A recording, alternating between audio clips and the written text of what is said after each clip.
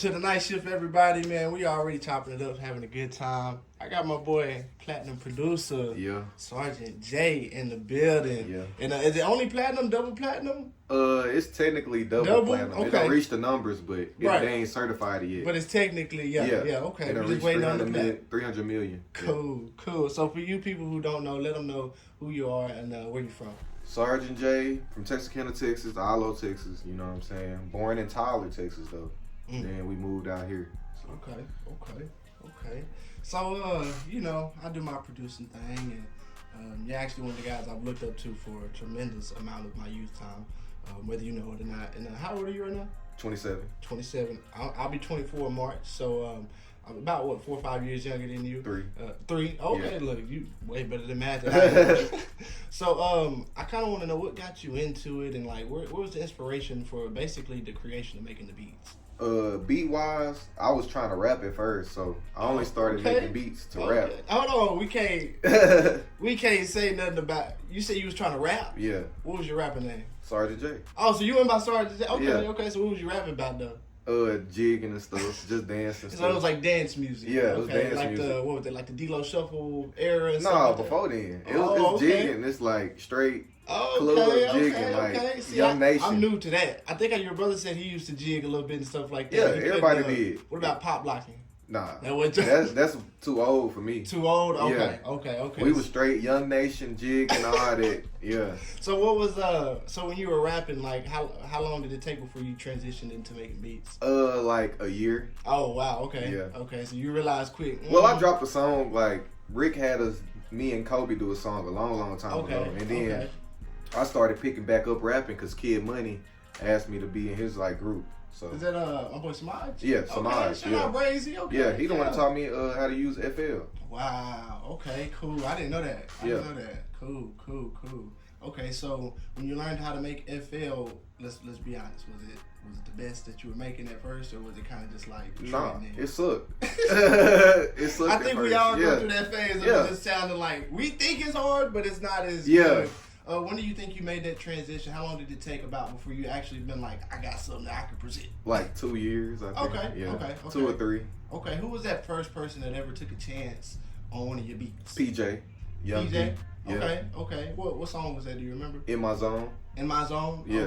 Okay. What was the backstory on that? How did that kind of come about? I don't even really remember, but I just know he got a beat from me. I think he bought it for $20 or something. Okay. And then went and rapped on it. And then he dropped the video. I was in the video and everything. Okay. What year was that?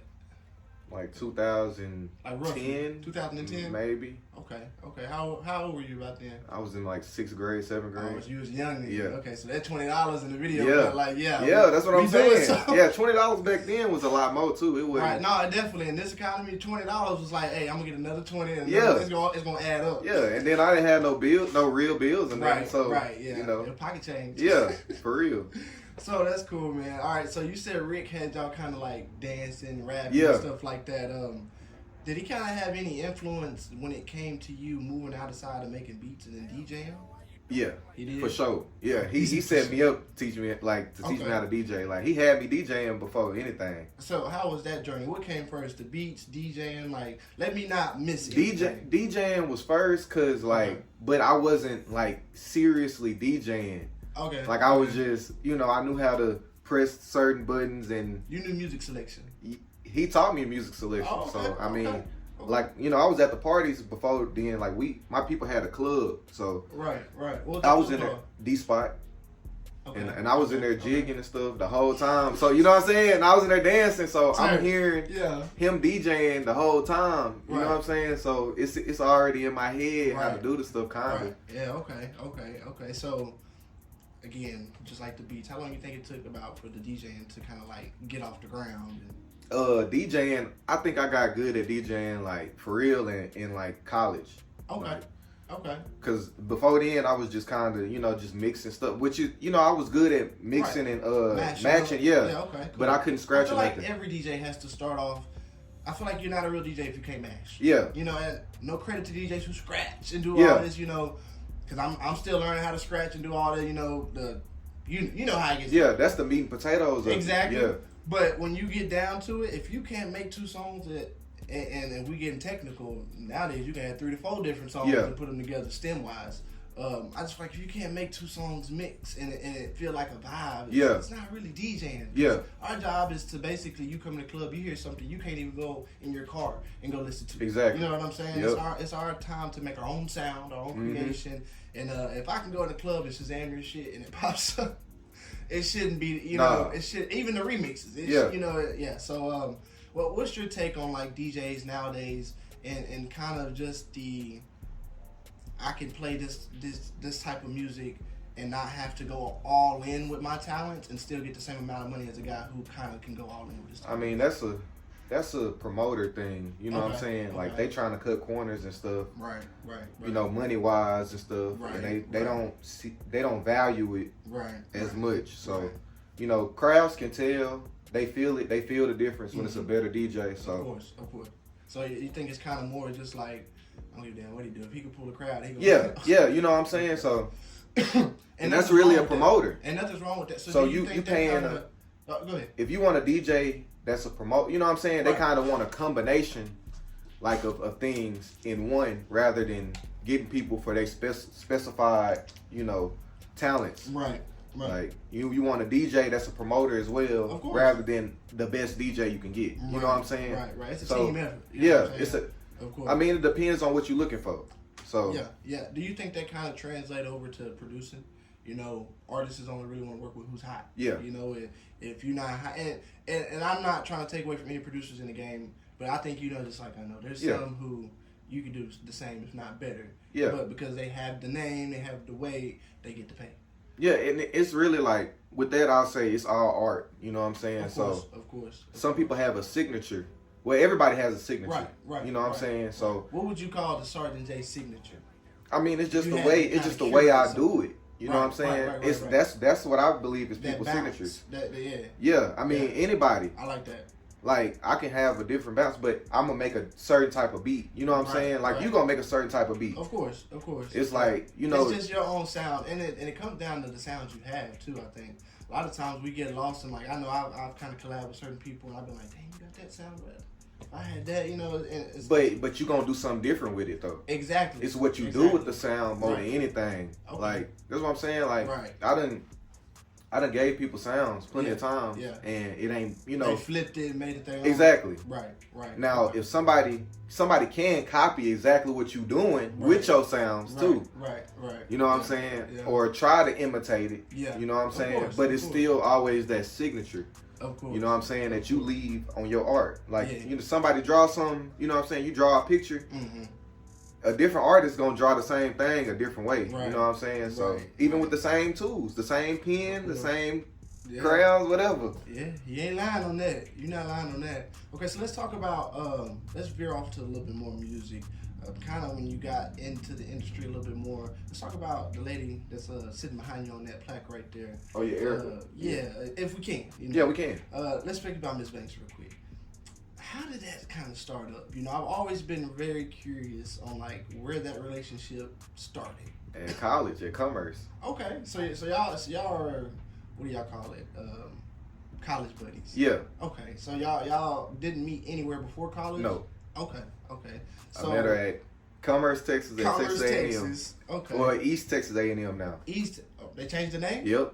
Okay. Is it better with East Texas A&M? Yeah. Right. Commerce just never.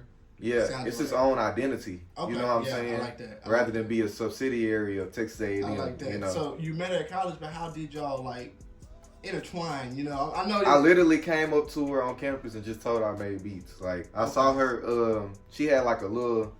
She posted a freestyle and it went kind of viral on throughout the school. Yeah, that's how I found out she was rapping. Oh, okay, so she had a little video, kind of like the girl beating on with the pencil. I need a pencil, doc. It wasn't like that though. It was it was more like intricate and okay, cool. It was she did a remix to Taste by Tyga. Oh, okay. So she was in there sliding. Yeah. Was it more what she's doing now, or was it totally different? It's kind of like that West Coast like. You know that Taste song that that. Yeah. So she was rapping the same way though, like okay. She was basically imitating Tyga, but in her own flow. Nah, she wasn't imitating Tyga. Oh, she wasn't. Oh, okay. The same flow she got now, she was doing that. Okay. So that's what I was kind of more wondering. It was like, how did that kind of start off? So when y'all got to doing that, you made beats. How did you get her like on the beats? Was she already pre-recording, or no? I was introduced her to. She was recording with Chev up there. Chev, okay. Who on the track? Oh, okay. So she they was already recording. Had a relationship a little bit. Okay. So like I was sending her beats over there. Like he was making beats for her too. Okay. Yeah. Okay. So it was basically best man win at that point. No, it wasn't like that. But friendly competition, because it wasn't even like that. It wasn't even like that. Yeah, it was. To me, I'm always about friendly competition. It's like I'm rooting for you, my boy. But if we can both make it, we both make it. But if I make it, it's a win for me. It's a win for all of us, because at the end of the day, he's the teamwork too. Yeah, you know what I'm saying. So I didn't mean it like. But it really. I'm saying it really wasn't even like that. Oh, and I'm sure it was. I'm sure it was. You know, I like to dig a little bit. Yeah. So when it got down to it, and she hopped on your beats, was Busted the actual first beat? Did she ever hop on? Or okay, it wasn't. No, like I brought her before we even did Busted. I brought her down here to Texarkana to TBR. Okay. Yeah. Okay, and you let her meet Sarge and everything like that. Okay, so because I told my brother, I was like, bro, this rapper hard. You know what I'm saying? Yeah. And he was like, big. Then I said, I'm finna bring her down here one day. We drove down here. She got in the studio. We recorded another song. She dropped it. It's called 1,000. Called 1,000? Yeah. Cool. And it's on all platforms right now? Yeah. Cool. So when she got down here, she basically was like, damn, at that point. It wasn't like all right, I'm thinking about working with this girl, making her my partner. It was like, nah. Because, I talked to your brother about that too. When anytime he works with somebody, or anytime I think anybody in this field works with somebody, at some point, as much as we say it's a business, you kind of got to have a family sits to it too, you know? Yeah, it's just, you know what I'm saying? It was just natural. Exactly. You know what I'm saying? It was nothing forced. Right. It was nothing forced. Right. It was just natural. Right. She basically became the sister. Yeah, for sure. Yeah. I like that. So when Busted did go ahead and start making this works, how did that feel? You know what I'm saying? I mean, great. That's how she got the 1501 situation. Right. She sent them the Busted song live, and then they had told her they wanted to meet with her and stuff. So since we talked about it already, getting into 1501, when she kind of got involved with them, how did that involve you? Did she just kind of say, "Hey, he my producer, he got to come too," or was it just like they asked her? They asked her who the producers was the songs, and then she put me in contact with them. Cool. So then, and that was a smart move, you know what I'm saying? Yeah. She's already got her sound, she's already got her creation. It's not much work on the label to do anything, because the sound, you know, and the team is basically already here. Yeah. How was that process when you actually got the call to, hey, come to Houston, come look at everything, let's see if we can work something out? How was that kind of feeling for a little bit? I mean, it felt great. Like, it felt like I made it for real. No, you know what I'm saying? Because you coming up, you have like an idealized version of the industry. Exactly. You know what I'm saying? Exactly. So you like, dang, I'm finally getting to go to the league. You know what I'm saying? Or the majors. Exactly. You know what I'm saying? That's basically what it is. Yeah. Yeah. So it's like you getting called up for that finally, and then then you start seeing how it really is. Then you be like, oh, right. I understand. Like, dang, you know what I'm saying? I understand. And if I'm not mistaken, there's been a lot of drama lately with 1501. I understand. Yeah. As far as for you, there seems to never been any bad blood or anything that with 1501. It seems like y'all kind of left in peace. Yeah. How is that kind of translating from you seeing everybody else's side of stories? Is that kind of like... I mean, I understand where they coming from. Right. You know what I'm saying? But, you know, everybody has their personal relationship with people, you know, and different personalities conflict, you know, with certain personalities. Of course.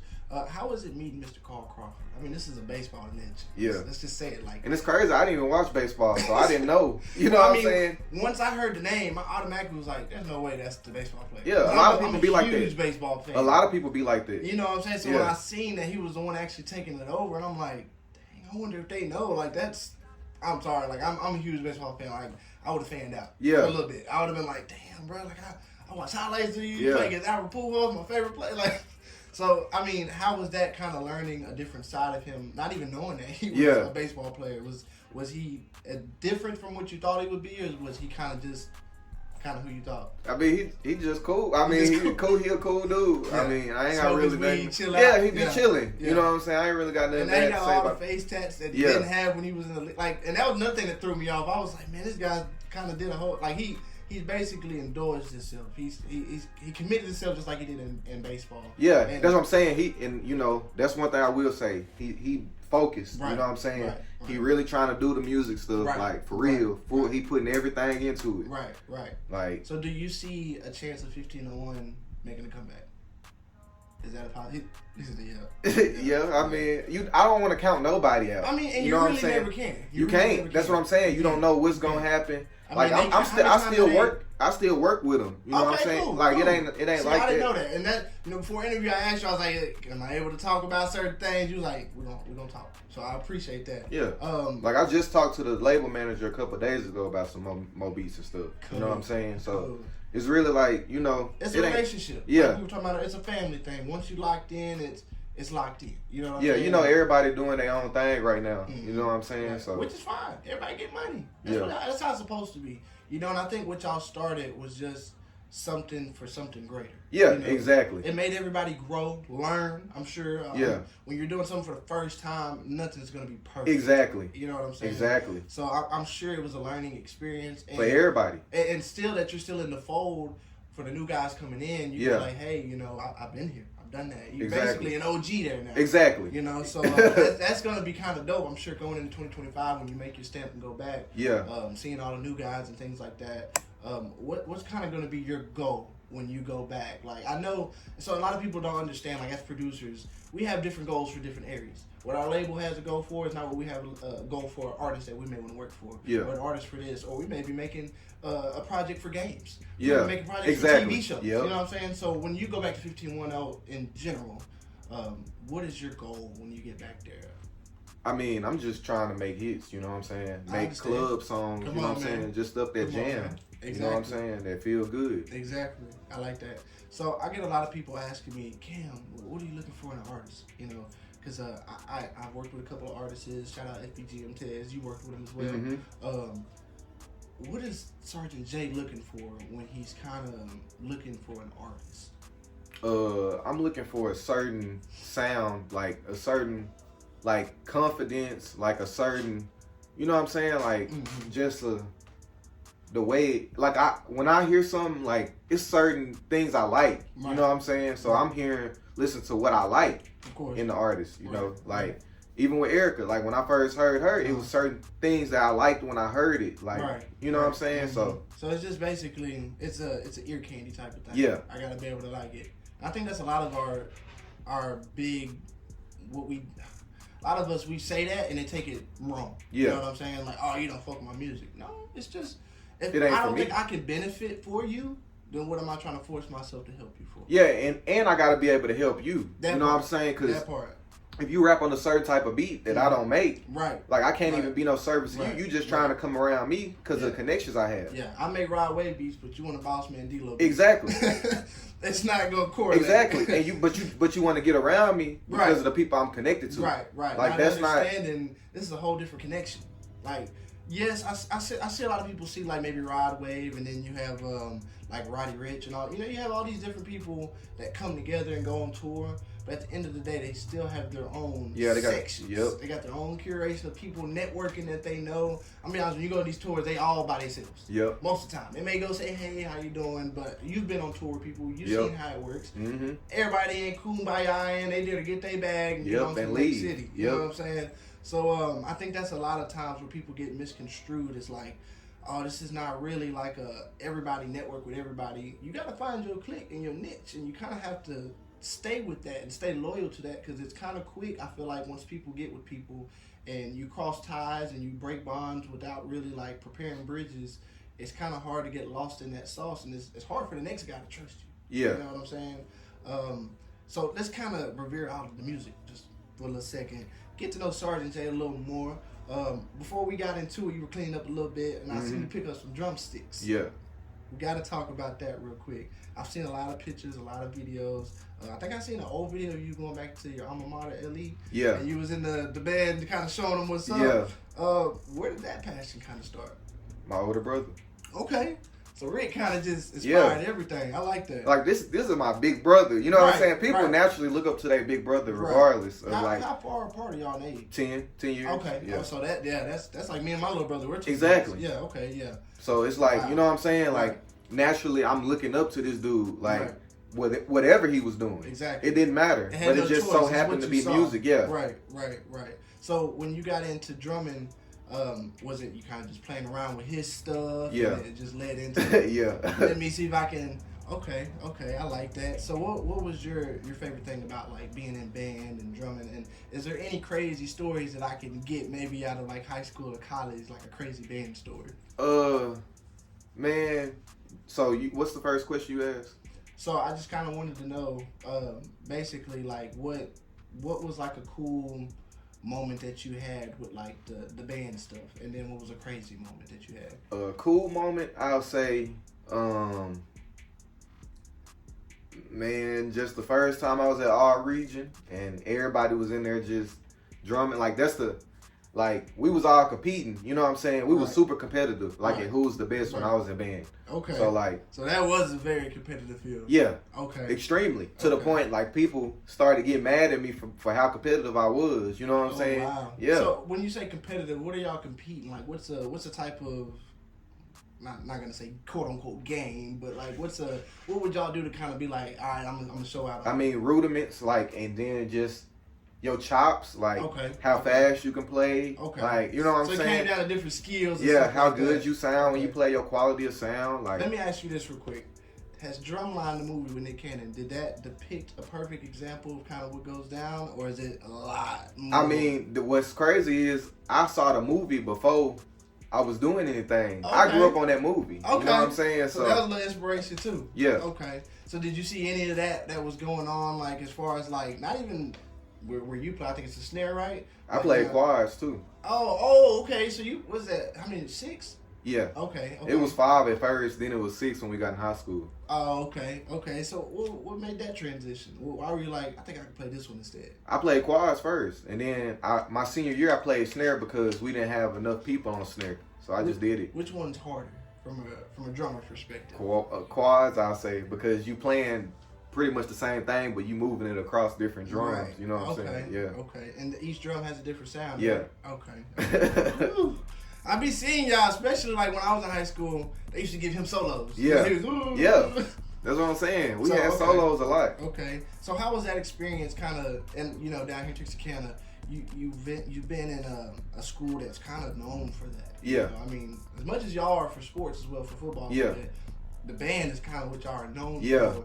How did that feel kind of being like, it's not about football, you know what I'm saying? No, and it was so crazy. When I was in school, bro, we had both going. We had the band going crazy and the football team was going crazy. So crazy, it's like, you know, we played off each other rather than like a versus thing. We was both equally as important. I feel like when I was in school, y'all were always intimidating. Like, the football team was intimidating, but when y'all started to like play, and then like the songs match what was happening, we were like, there's nothing you can do. Like, it's entertaining. Yeah, it was entertaining, man. We had fun. Into the halftime show, and I know at Arkansas High, we cut down ours 5 minutes just to let y'all go extra. I remember that. So it's like, y'all were the show. You know what I'm saying? So I know it probably felt very good.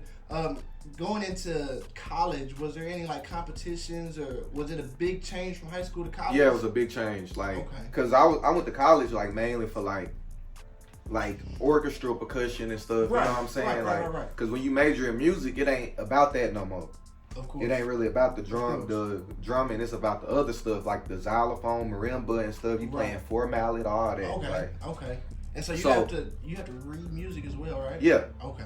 Like at a high level, you got to be able to sight read music at a high level to even do it at college. You know what I'm saying? That's crazy. Like I didn't go to HBCU. I went to East Texas A&M, and like it's so that's more integrated a little bit more. Yeah, it's not. We not jamming. Oh, okay. Like you know what I'm saying? We wasn't jamming at all. Oh, it's more like DCI, which is drum corps. Okay, so is that more, what would you call it? Formal? Yeah, more formal. Okay. You know what I'm saying? Like it's what we do at halftime. You know, but it's like that's it. And y'all do that at competitions too? Yeah. Okay, so drumline don't even get to get down a little bit or anything like that? Nah. But it's not even that type of competition, right? Nah, it's about like a show. You know what I'm saying? It's like like I don't know how to. Y'all have to worry about. It's like an orchestra. Walking. Yeah, marching and stuff. Yeah. Okay, so it's yeah, like you said, it's a show. It's orchestra. It's a lot of. It's a whole different side. You know what I'm saying? Right. Okay, I like that. All right, getting into a little bit more the music side. Lately, in the past couple of months, we lost B King, and I know you had a huge relationship with him.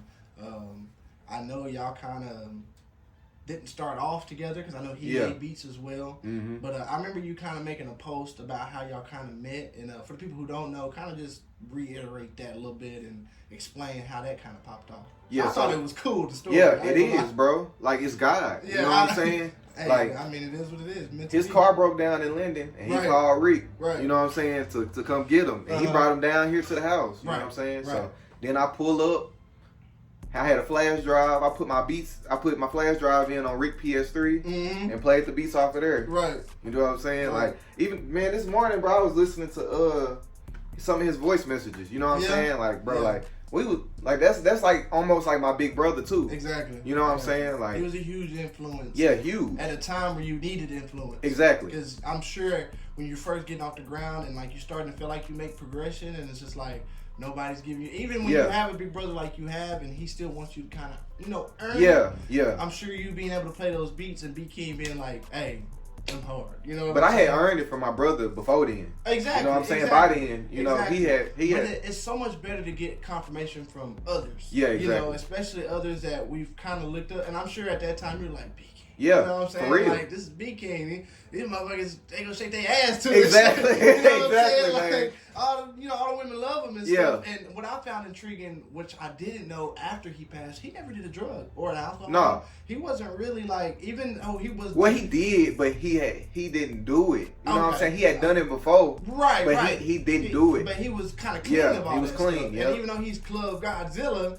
You would think, especially from the videos, which I'm sure we are all characters in ourselves, but he was still just one of those guys where you would think he was on something. Smoking weed, he was on alcohol, but it was kind of surprising to know, like, he was very, like, sober-minded and, like, kind of just let me go out here, get to the point, show y'all I can still make club music, but I don't have to have club, like, the club life. You know what I'm saying? How did that kind of help you once you made it to the industry? And you were like, B King, I'm here with you. You know what I'm saying? And was it like a rejoice moment? Yeah. Like a nigga, I knew he was happy. Coming, like my time. But I didn't even know he kind of already was doing the stuff for me that a label was gonna do. Okay. You know what I'm saying? I didn't know that. My brother too. Right. I didn't know. What were some of the things they were kind of moving that you? I'm saying like he was placing my beats on all his albums. Okay. Like before then he plugged in with Bun B. Yeah, exactly. Right. But I didn't know. Yeah. Oh, that's wild. I like that. Bun B, Chameleonaire. Ooh. Like that's what I'm saying. Like had them rapping on my beat, Slim Thug, all of them. Yeah. Like so when I was in high school. He was giving you the opportunity before the opportunity presented. Exactly. And never presented no type of contract to sign me or nothing. Just wanted me to ball out with him. That's so like dope. He was inspired by 3 6 Mafia. I found out from an interview. You know what I'm saying? Well, I knew that. Right, but like that's what he wanted. That was his core. He wanted that around him. He wanted a group of everybody hard. You know what I'm saying? Like a collective. I like that's what he wanted. Like if nobody's over anybody, we all equal. Unified. You know what I'm saying? Yeah. Yeah. I like that. And I think that's kind of his respect too, because he started off producing, right? Yeah. Yeah. So that's kind of more like from one producer to another producer, like we all can eat. Exactly. Know what I'm saying? And like, I don't have to be your master. You know what I'm saying? You know, we all working together. Right. You know, that was his thing. I'm sure he never kind of said, "Oh, I'm his mentor," but he was a mentor. What it come off as, as you're genuinely just trying to help somebody. You're not like, "Oh, I'm mentoring them." You just when you love somebody, you show them the love of not just the business side, but the personal side. Exactly. It's kind of more deeper than that, and I like that about y'all because that's something I had seen. And again, recipes to him. It was too soon. Too soon. You know what I'm saying? But I'm so happy that nigga got to see his stuff pay off. Man, before he passed. You know what I'm saying? Because he was already doing everything. Right. And then he finally got to see a glimpse of the industry. You know what I'm saying? Of what he always wanted to get to. Mm-hmm. Even though he had passed it. He had already. Of course. He had better than that. Oh yeah, he still to this day. You know what I'm saying? Like he still get paid like played like that. Of course, and I'm sure for the next 20, 30, 40 years he'll keep getting paid. He solidified. Of course. So let me ask you before we get off this B King subject real quick. You know Natalie Nunn, she does her baddies and stuff like that. She's kind of was on the remix right before he passed and things like that. And you see she's still pushing it as far as the show and everything like that. I just want to ask, did you know anything about that? Did you have anything to do with that? Or was there like a... Natalie Nunn? Yeah. Oh, no, I don't even know her. So you don't know anything about her? Okay, no. So what do you think about it? I don't know if you've seen it, but a lot of people are saying that she's pushing this song and it's not her song. You know what I'm saying? And that I think she should kind of just let it be what it was. I think she should keep pushing it because it keep B King name alive. You know what I'm saying? Like, I like that. It's all positive. Right.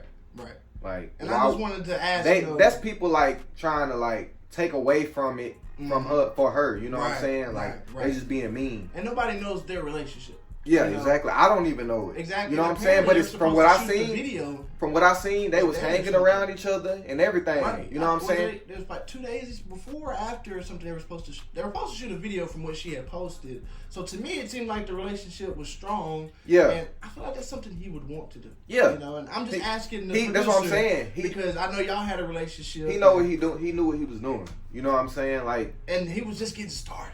I never questioned nothing. Like even though he had stamped everything. He was literally, to me, that was just like him, just kind of just like, oh y'all think y'all saw something, bro? Like that's what I'm saying, and bro. The album that they had just released, what was it called again? Not Never Leave Houston on a Sunday. He dropped one after that. Oh yeah, that was the last one. Never Leave Houston on a Sunday. Yep. I think it had like a white background or something like that. Let me make sure. He said, let me make sure. It was like a white background or something like that.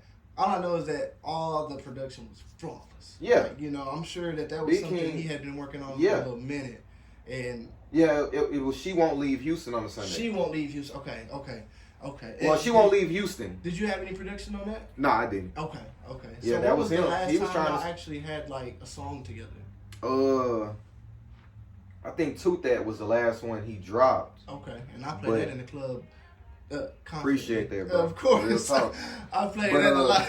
Like, it's stuff like, he got songs with, I don't even really want to say it, man, but we got stuff, you know what I'm saying? We had stuff coming. Right before he passed, he was telling me, is there a chance him and a big artist, it probably is. Okay. Him and a big artist was doing a collab tape. Okay. Somebody he always looked up to. Right. You know what I'm saying? So then he was telling me I have a beat on there. Oh, okay. Yeah, we got to get that out. Get that out for sure. Okay, well, man, we've been chopping it up a little bit, and I gotta kind of ask you. You know, I like to do a little segment in here where we talk about do's and don'ts. And it don't gotta be about music. It don't gotta be about anything specific. It just be about life. But what are Sgt.J's do's and don'ts? Just one do, one don't. Do, be yourself. Mm-hmm.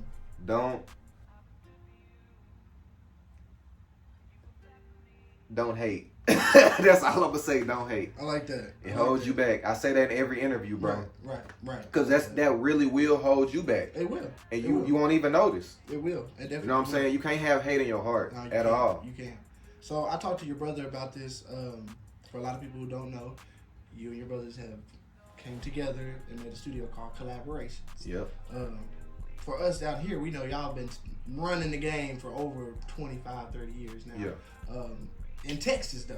Mm-hmm. So for y'all to make the jump over here to Arkansas, how was that for you? You know, I know how I talked to him about it, but from Sgt.J's standpoint, how was it for Jay to be like moving out of East Texas? And really, y'all not that far. Yeah, we not out of East Texas. You know what I'm saying? Like it's still right there. Yeah, but it is kind of like at first it was kind of weird to me. That address you know what I'm saying? Arkansas. Yeah, but you know, it is what it is. Yeah, you know. Yeah. And for the people who don't know what's going on here, kind of explain like what's your role and what is going on in this specific location right now. Yeah, both of my brothers got a studio. You know, they're both recording engineers. I produce music, so I got my production suite over there. If anybody want to book, you know what I'm saying, to come cook up, $50 an hour. You know, they both recording, $50 an hour, so. Yeah, I like that. It's simple, straight to the point. And Kobe God also does videos. Does videos, and stuff like that. So yeah, I think that's pretty dope. You know, y'all got a big basically this has never been done in Texarkana. Nah. Ever. Like in the history. I mean, we've had studios, but definitely not to the capacity of this. Mm-hmm. I mean, y'all can literally have 4 different projects if you wanted to count this front room as a cook-up room too, because you can bring your own personal speaker and sit on the couch and do your thing. I just think this is so dope, and this is something that we've needed. As far as the music's going in the studios, is there something else down here in our community that you think we're just kind of lacking? That maybe there's something that's just missing that we all kind of need? I know that's a tough question because it's plenty you can talk about, I'm sure. I think all we're missing is the support. You know what I'm saying? Right. You know, we pushing this thing or person because they're closest to making it. Right. You know what I'm saying? We missing that. Right. Like in coming together, you know, to do that. Yeah. I think that's the one thing we missing. Yeah. That unified feeling. Yeah. Just being like okay, forget all the differences we had. Mm-hmm. This person can push through for real for the first time for Texarkana and benefit everybody. Mm-hmm. Like, we should forget everything and just push them. Now, I'm not just saying that because I'm associated with them. Right. I would say this with anybody. Of course. You know what I'm saying? If anybody was up there, right there, and really has a chance to change Texarkana forever, to where we got opportunities here and people are looking here, you know what I'm saying? Like, why not? It's gonna help you too. It's endless. But you know what I'm saying? So I just hope and pray people will do that. You know what I'm saying? And come around. Right. You know what I'm saying? It's never too late. Right. Yeah. I like how you put that. It ain't. It's never too late, bro. I like how Texarkana, really, we have a chance, bro. This is the time right now. Yeah, it is. It definitely is. And I think, like you said, it's all about putting that guard down of who makes it, who made it. You know what I'm saying? Because I'm going to be honest, plenty of us that have you, Smoothie. Yeah. You know what I'm saying? Basically, anybody that's been in this collaboration studios, I feel like once you've graduated from Playboy, you know what I'm saying? Yeah. Doing what you do out at your house and stuff like that. When you take it serious, you have to some point come to what we call the moguls. Yeah. You know what I'm saying? And the moguls are the ones who, whether people like it or not, I feel like you have to be blessed. You know, if you, granted, I'm not trying to say that it's not like a power or anything like that, but who are we to try to run through this and get famous and do all this, but you're forgetting who started this. Exactly. Who created this. Exactly. You know it started with God, for real. You know what I'm saying? So a lot of people get lost in like, oh, let's do this, let's do that. But at the end of the day, it's one person. You know what I'm saying? And I like how you put that. You know what I'm saying? So before we get out of here, is there anything that we can kind of get an exclusive on? You know, I know that there's a lot that you got in the works. Is there anything that's coming out in 2025 that the people can be expecting from Sgt.J? I really don't know. You know what I'm saying? What I do know is that me and Smoothie got a lot of stuff coming out. Okay. You know what I'm saying? Let's talk about that real quick, because we didn't get to talk about y'all relationship. Oh, yeah. I don't want to move past that by any means. Yeah. I actually have him coming on. I think he said he'll be back sometime during January at the beginning. Can't wait for that. Yeah. But before we get out of here, I definitely want to talk about that. Smoothie. Now, I know that that's your big brother's artist, and they've been doing their thing for years. But how did you get into the fold? Or is it just like an instant making beats, or did it? I didn't even. Okay, he rapped on my beat, that one of my brother albums, like a long time ago. Okay. So like, and I didn't even catch it. You know what I'm saying? I didn't pay attention to who it was. Right. But then later, like 2017, I had hit him up like, I want to work, you know what I'm saying? Because I was already playing Professor Finessa too at college for people. Okay.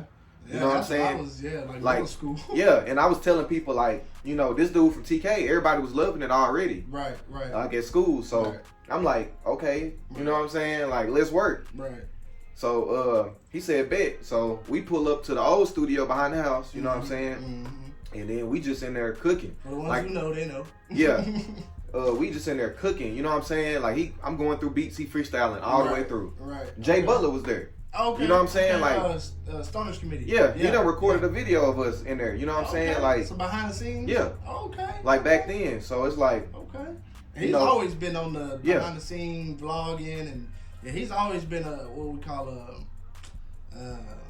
what do you call those, like a stamp in the community type people. I'm missing a good word for him, but you know what I mean. Yeah. He's always been like in the community and also showing like what's going on behind the scenes. I like yeah. that. So so y'all kind of met doing that. When was the first time y'all actually like got together?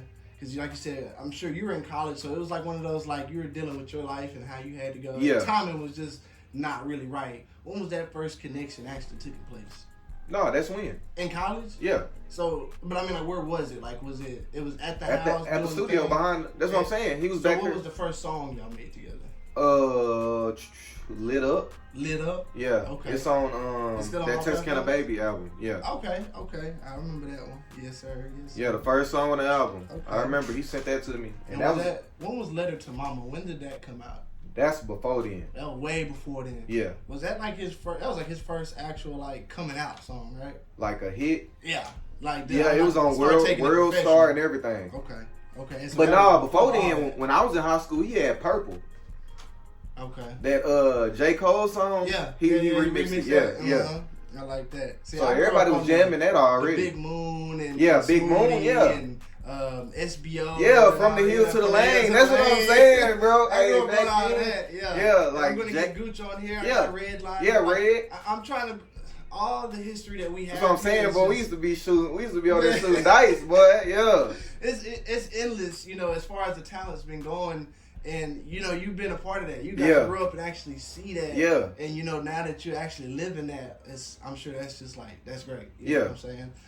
So as far as you and Smoothie, you say y'all have something coming out. Is there a certain like number of what's coming out on the album? You know how many tracks we could look forward? I'm telling you, bro, we got a lot of songs already done. I'm just trying to pry it out of you. I'm just trying to. I mean, I don't know because he do that on his own. You know what I'm saying? So it could change any second, I'm sure. Yeah. So, but I mean, I'm pretty sure I got a bit of. But we are getting a Smoothie project 2025. Yeah. We get a lot of them. Cool. Yeah. Cool. He been taking a little. I ain't gonna say he took a break, but he took a little hiatus for a little bit from projects. Yeah. He's been throwing them singles and videos out, which I think was a really big 360 for him because we all seen Young Boy do it. We saw him go ahead, put the videos out, which kind of changed the game a little bit because all his songs weren't on platforms at first. You had to go strictly to YouTube. Yep. So I liked how he kind of not took that, but also fed off of it because there's a lot of artists that are still doing that to this day. Yeah. But we needed that. We need that project. You know what I'm saying?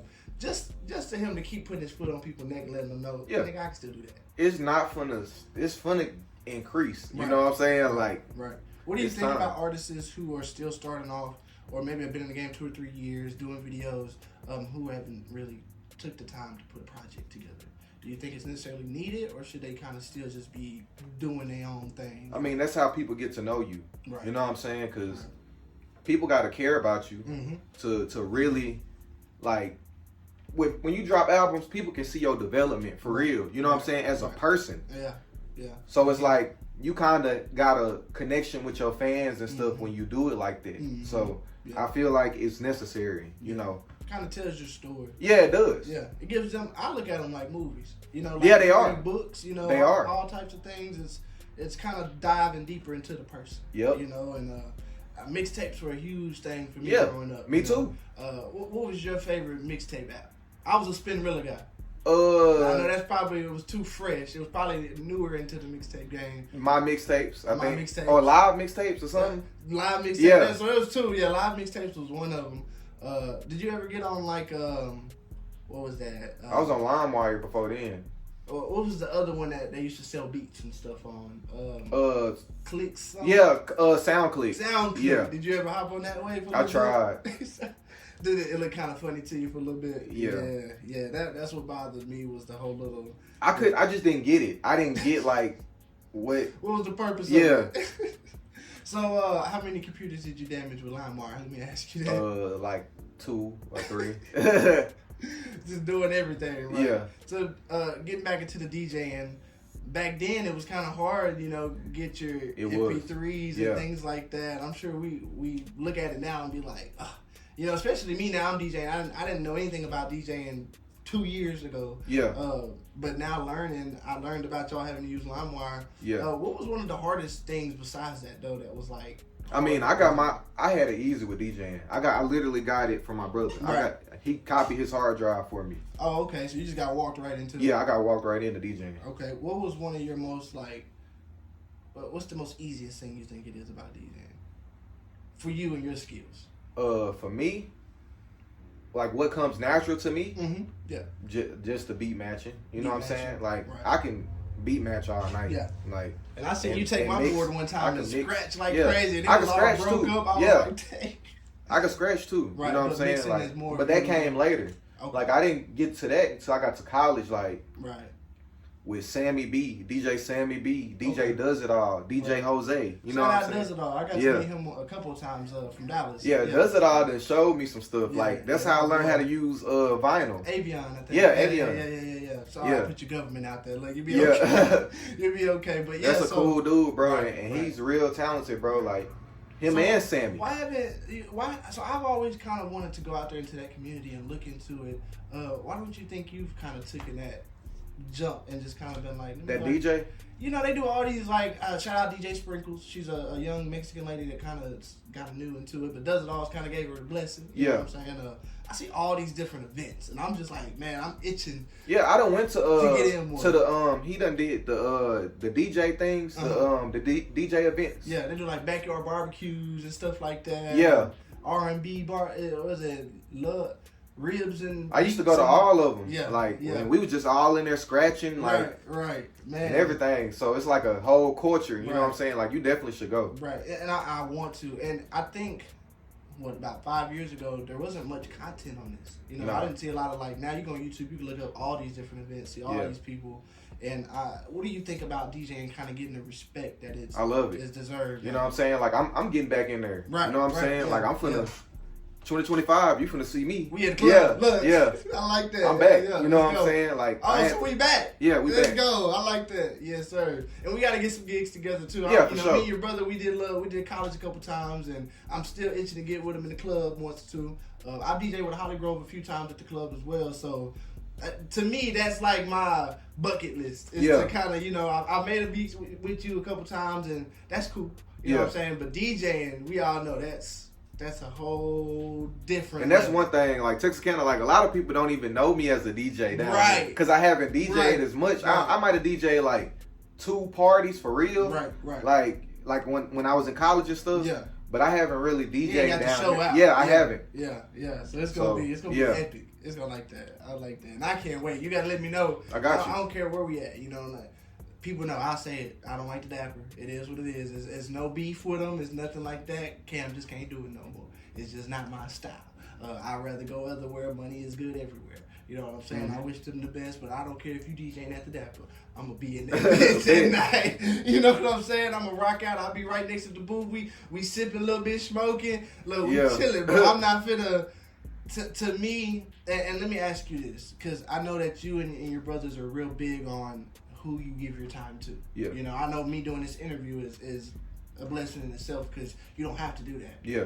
How do you feel about certain people saying like, oh, well, those guys don't really work with us because they don't think we're doing good, or is it kind of like a fuck you, like I don't give a damn, or they haven't said nothing to me? You know what I'm saying? So it's like, yeah, I don't even know who you're talking about. Right. Like, that's what's so crazy about it, because they don't say nothing. They just do that like to other people. Right. And then it make us look weird, but you ain't even said a word to me. Never tried to hit when me people talk to me, bro, you see how it is, bro. I'll talk to you. Right. You know what I'm saying? I've never been stuck up. Ever. You know what I'm saying? At least not to me. To nobody. And that's why I tell a lot of people. Ain't nobody. I think a lot of people come up with their own interpretations and their own conversations. Yeah. So let me put it like that. I just to kind of fit into the room. And you don't got to do that. You know what I'm saying? You don't. You can say something to me. Mm-hmm. You know what I'm saying? Like, if you want to work, say something to me. Right. Like, don't say something to somebody else and then act like I'm not saying nothing to you or something. Right. Or I'm being biased. Or yeah, like I'm not biased. Right. Like, pay the fee. Exactly. You know what I'm saying? Just pay the fee. It pay to play. Yeah. I think a lot of people take when we say, hey, this is the price. But I'm still down. And you shown love to, I know me, numerous of times, even when you were at the top. You know what I'm saying? So I just could imagine the conversations you've had with other people, but there's still a cost to it. And you know, just like I know, when people want to get with you, it's for one beneficial reason. Exactly. It's to because, and that's the thing. Well. That's the thing. I can see it clearly. Of course. Because I came from Texarkana. I grew up here the whole time. Right. And nobody was worried about me. Right. You know, certain people was, and them the people I rock with still to this day. Yeah. You know what I'm saying? I'll never forget that. Mm-hmm. But certain people started trying to get around me once they started seeing I had success and motion and stuff. You know what I'm saying? Right. And those are the people that you probably talking about. You know what I'm saying? Mostly. And a lot of it's hearsay, she say. Yeah. You know what I'm saying? It's just a bunch of, I'm butthurt. Yeah. You know, because I had a chance. And then I didn't really look at it. And I'm going to be honest, I was just too young to know what was going on. Me too. When y'all were coming up. Me you know too. What I'm saying? I didn't know either. I was just at an awe. You know what I'm saying? Like, when I first started, you know, I was working with a guy at 18, dropped out of high school, basically pursued music. We were, I wouldn't say competition to TBR in any, by any means, but we were about the only ones that were like, we had the same clientele. We were going and everybody was successful. We showed that two studios could do it at the same time. It wasn't no competition, with no beef, we were stepping on toes. But I like that we could show that. But even then, I was still blind. I didn't really know much about you. I didn't know much about any of you guys. And I think me being so young and blind and not just being like, let me sit down. It took me basically finding me and what I wanted to do and how I wanted to present myself before I could start trying to network with everybody. Yeah. You know, and I think maybe I lost a little bit trying to do that. Maybe I gained a little bit trying to do that. I think, like you said, you kind of were at a point in your life, too, where you're just like, I don't even know what the fuck's going on, but I know it's working. When did you feel like, again, that transition from, okay, I'm doing music, but now I'm about to do music? Because a lot of people don't know. There's a point we have to drop that wall and go all in. When I was in college, my senior year. Okay. Like, I literally, because... Getting ready to graduate? Yeah, but still, I'm like, how I'm gonna get a job? Like, you know what I'm saying? Like, that's the number one thought. Yeah. Like, how I'm gonna support myself. Yeah. I'm trying to support myself. That's what I'm saying. But I just went ahead and did it full fledged and just. Oh, somebody. Oh, what's up? Oh, sorry, Jenny. OG. What's up? Hey, y'all. We got the OG in the building. Yes, sir. Yes, sir. But yeah, so my senior year, like... I said. I just went in on it. Like, I was going to class and stuff, but I was like, my senior year, I started not going to class a little bit. Okay. You know what I'm saying? Okay. Like, started to fuck off a little bit, as they call it. Okay. Yeah. And we rated R. You know, you can cuss a little bit. So, okay, so you just kind of like, you know, And that's when I just went all in. So when you were cutting class, though, I'm sure it was to make some hits. Yeah. You know I was working. That's what I'm saying. I started doing music instead of going to class. Right. It just overtook you. Yeah, it overtook me completely. Like, I gotta get up and make this. Yeah. Right. I like that. So, man, we've been talking for a long time. Yep. Way longer than I wanted to. And obviously, like I said, I want to have you back numerous times. This is the first of many. And you made a lot of big announcements already. DJ in 2025. We can expect a Smoothie album. Yep. You know what I'm saying? And, albums. Yeah, albums. And I can't wait for that. Is there any last minute shout outs? This is the part of the show we kind of like to give flowers. Anybody that you just kind of want to shine a light on, other than Sgt.J at the moment, and this is the time to do it right now. Shout out to my big brother, of course. You know what I'm saying? Shout out. Can't pop it. Shout out to B King. Yeah. Shout out to my mama. Yeah. My daddy. Yeah. You know what I'm saying? In them kitchen. Yeah. Yes, sir. Yeah, shout out to my little brother. Yeah. You know what I'm saying? Shout out family. Yeah. Yeah. I like that. Shout out to everybody that had any part of my musical journey, you know what I'm saying, and getting to the point I'm at now. Even if I forgot you right now, but right. Yeah. Right. Hey, it's still going. That's the thing. It's not stopping. So he's still in the midst of reaching that top of the mountain, and even when he reaches that top of the mountain, he's finna find another mountain. Exactly. You know what I'm saying? So y'all make sure y'all tune in, subscribe to our YouTube page. We are Ready to Talk, but it's also on Facebook. Reels will be on TikTok, Instagram, basically anywhere you watch your reels, they'll be on. So make sure y'all tap in. If y'all have any more questions that y'all want me to ask Sgt.J for the next time he comes on, please let me know. And yeah, we out of here. Appreciate you.